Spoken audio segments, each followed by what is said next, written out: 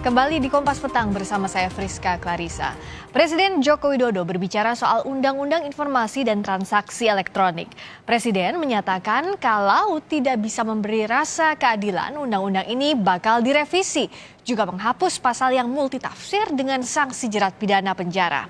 Saat berpidato dalam Rapim TNI Polri, Presiden Joko Widodo mengingatkan semangat awal Undang-Undang ITE untuk menjaga ruang digital sehat dan produktif. Namun jangan juga undang-undang itu menimbulkan rasa ketidakadilan. Jika demikian, Jokowi menilai Undang-Undang ITE perlu direvisi dengan menghapus pasal karet yang multitafsir.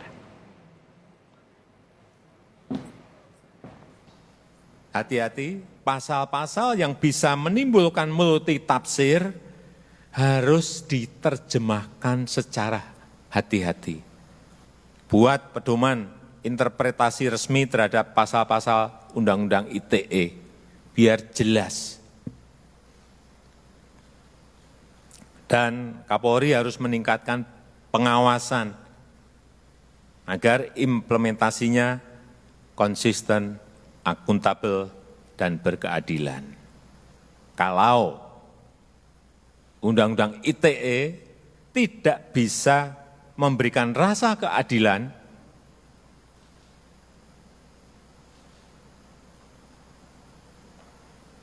ya, saya akan minta kepada DPR untuk bersama-sama merevisi undang-undang ini, Undang-Undang ITE ini.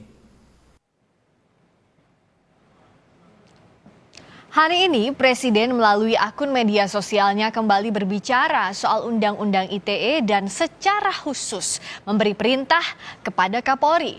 Di akun Twitter @Jokowi, ini adalah akun Twitter resmi Presiden Joko Widodo, tertulis, belakangan ini sejumlah warga saling lapor ke polisi dengan Undang-Undang ITE sebagai salah satu rujukan hukumnya.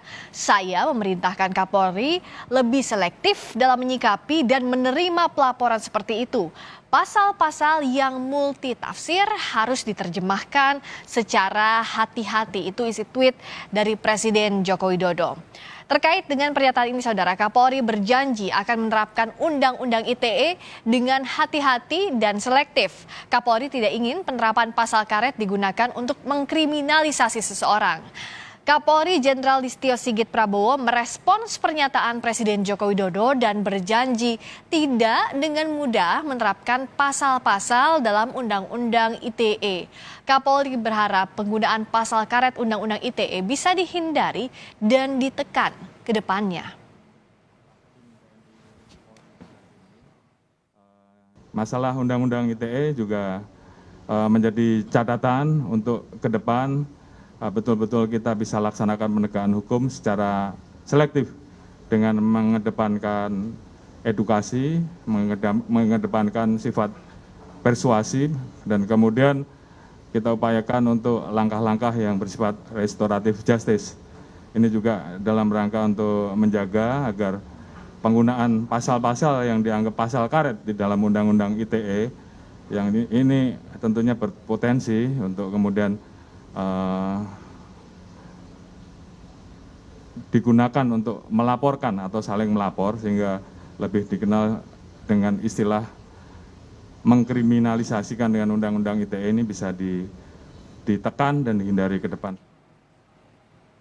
Selama ini, Saudara, ada sejumlah pasal yang menjadi acuan atau dasar pengaduan. Misalnya dalam kasus penghinaan dan ujaran kebencian. Misalnya kita lihat dari mulai pasal 27 ayat 3 Undang-Undang ITE yang berisi setiap orang yang dengan sengaja dan tanpa hak mendistribusikan dan atau mentransmisikan dan atau membuat dapat diaksesnya informasi elektronik dan atau dokumen elektronik yang memiliki muatan penghinaan dan atau pencemaran nama baik. Ancaman hukumannya ada di pasal 45 ayat 3, yakni pidana penjara paling lama 4 tahun penjara dan atau denda paling banyak 750 juta rupiah. Ini pasal tentang penghinaan atau pencemaran nama baik dalam pasal 27 ayat 3 Undang-Undang ITE. Kita lihat juga pasal lainnya. ada pasal 28 ayat 2 Undang-Undang ITE yang bunyi lengkapnya seperti ini. Setiap orang dengan sengaja dan tanpa hak menyebarkan informasi yang ditujukan untuk menimbulkan rasa kebencian atau permusuhan individu dan atau kelompok masyarakat tertentu berdasarkan atas suku, agama, ras, dan antar golongan atau SARA, ancaman pidananya paling lama 6 tahun penjara dan atau denda maksimal 1 miliar rupiah. Jadi secara singkat kita lihat juga bagaimana latar belakang Undang-Undang ITE saat mulai diundangkan, yakni tepatnya pada tahun 2008 saat masa Presiden Susilo Bambang Yudhoyono. Saat itu saudara, bagian pertama undang-undang ini mengatur tentang marketplace, nama domain, tanda tangan elektronik. Dengan adanya undang-undang ini, untuk pertama kalinya informasi atau dokumen elektronik merupakan alat bukti hukum yang sah. Lalu ada juga bagian keduanya, yakni terkait dengan tindak pidana teknologi informasi yang terdiri dari beberapa subbagian. Antara lain mengatur illegal content seperti SARA, ujaran kebencian, hoax, dan juga pencemaran nama baik. Namun pada perjalanannya, undang-undang ini mengalami pula revisi pada tahun 2016. Salah satunya soal pencemaran nama baik yang dulu merupakan delik umum diubah menjadi delik aduan atau harus ada laporan terlebih dahulu. Dalam perjalanannya pula, seusai undang-undang direvisi, tidak pernah Presiden melakukan proses hukum kepada seseorang seperti disampaikan Kemenkominfo lewat staf ahlinya Henry Subiakto. Itu tadi sekilas seputar latar belakang Undang-Undang ITE dan pasal-pasal apa saja yang dianggap pasal karet dalam undang-undang ini. Berikutnya kita beralih ke informasi selanjutnya, saudara.